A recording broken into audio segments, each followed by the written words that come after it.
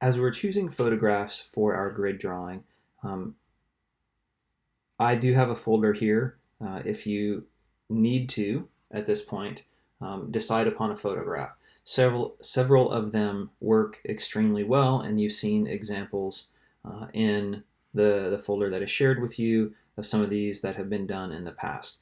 This is a good one in that don't shy away from what seems like a lot of detail, because sometimes the amount of detail that's there being a little bit higher, while imposing at first, actually makes some things later in the process a little bit easier. What I'm going to do is take this picture of Jack Kerouac. He's an author that I really like, and I'm going to use that.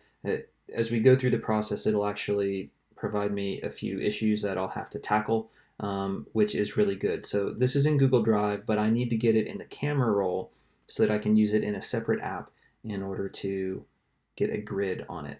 So I just touch and hold. It asks me if I want to save it to the camera roll, and I do. So I'm going to do that. And then, once I go to Photos, I'll see that that photograph of Jack Kerouac is in there.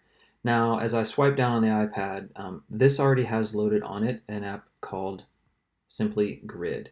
And you can see it over here on the left. It's a square with a green background and a large white G with a 9 square grid on it.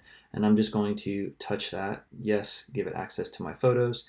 In the upper right hand corner, you will see a camera. I will click on that to go to my camera roll and to pick that image of Jack Kerouac.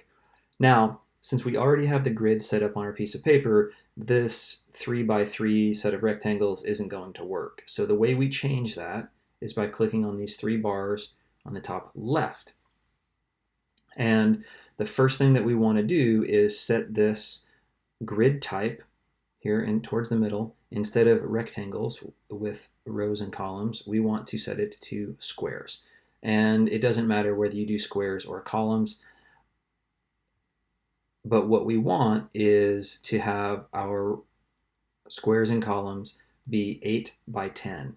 So since this is a horizontal image, I need 8 squares going from top to bottom and 10 squares going from left to right.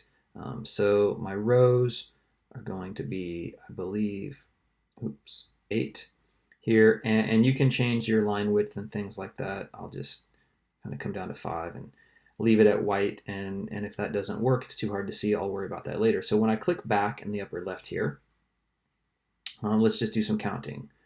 1, 2, 3, 4, 5, 6, 7, 8, 9, 10. And 1, 2, 3, 4, 5, 6, 7, 8.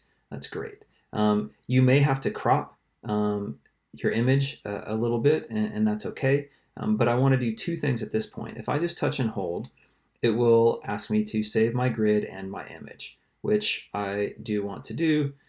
It's a free app, so there are ads. Wait 2 more seconds. Get rid of this, and thank you, that is saved. I am also, at this point, going to take a screenshot of my image so that that is also in the camera roll. And if I come back here, now I have this. The reason I did the screenshot is there are times when you just touch and hold the image that it will crop someplace, which isn't ideal, but that's okay. I have this, and then I have this one with all this extra stuff on there. So ideally, I'll ignore this. This is an app, or this is now a photograph that I can actually start using, and we'll go on to the next video to start drawing our images from this photograph onto our piece of paper.